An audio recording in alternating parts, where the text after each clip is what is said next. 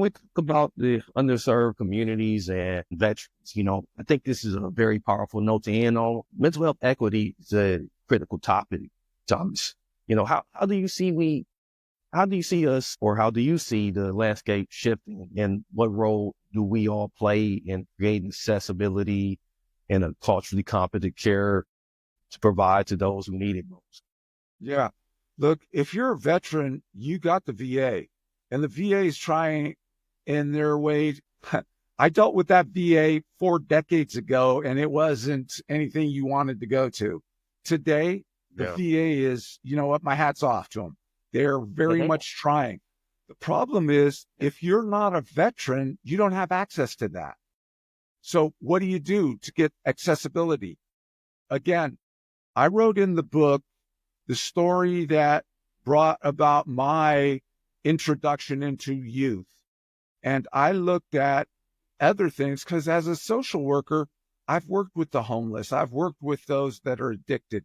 These issues that we're facing as a country can be addressed. The problem is the money that would go for it is being misappropriated. And until somebody calls our heads, those that are Congress people, our senators, the Democrats, the Republicans, until someone holds them accountable to making it so that the accessibility is there because the money is being funded in the correct way. And to do that comes down to the vote. It comes down to those of us.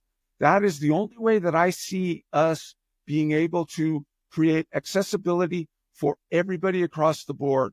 It is important. It is something that is life-changing. And at this moment right now, it is only for a select certain type of individuals, and it isn't there for all. And that's wrong. I can say, you know what? I got 40 hours in a week. I can charge for 35 and I can give 5 free. That makes my heart warm. But that's not addressing the problem.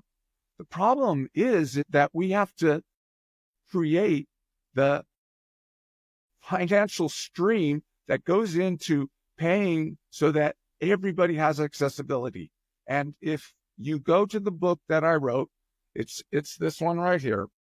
Special Welfare, Social Warfare, Adolescence to Adulthood, a guidebook. In here, I tell that story, the story of what's happening with our country right now and where's the money? That's a real good answer. Got me real good question.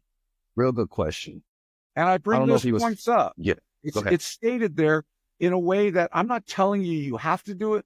I'm sharing with you that this is what's happening. Is this all right? And if society invests half as much into mental health as it does celebrity gossip, we might be on to something, and the money problem is really, really crazy.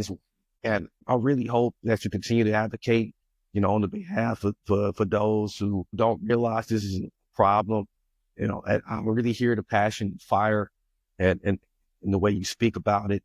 And your book is going to be a real good companion tool for anyone who's trying to really understand this thing and navigate to it. Where can we find the book, Thomas?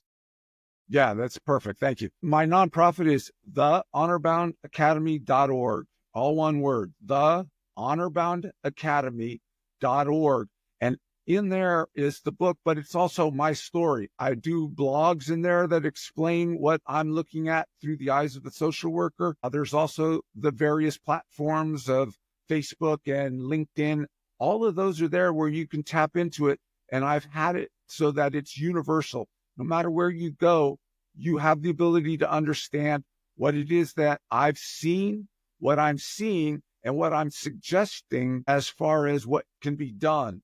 And in there, all the things that I have accomplished in my life are in a place so that you can look, because you know what? I got to prove that my word is my bond. And this is the way I do that, with you giving me the opportunity to reach out to your folks to say, look, I'm not asking you to trust me. What I'm asking for is the opportunity to earn your trust. If you want to find out thehonorboundacademy.org is my website. It's me. You can judge me. You can, acknowledge me. You can slap me on the back or pop me upside the head. It's all there. Well, Thomas, this conversation has been an absolute masterclass in resilience, purpose, paying it forward. I thank you so much for sharing your wisdom today. The story with us today is truly inspiring, brother. And to everyone listening, don't just take notes, take action. Whether it's supporting a young person in your life or taking that first step toward mental health and healing, you got this. And remember, failure isn't the end. It's just a pit stop on the way to greatness. And as always, thank you for tuning in to the Transform You Live show. Pick up that book and visit Thomas's website. That would be in the episode description below, somewhere to the left or the right. And be sure to subscribe, leave a review, and share this episode with someone who needs to hear it. Until next time, many blessings, peace, and lots of love. See ya. I stand for what you stand for. I'm at your door like the landlord. I can see the future, yeah, I fast forward. I get on the mic and I transform. Follow me, I'm in rare form. Follow me on this world tour, the asteroid that you can't avoid.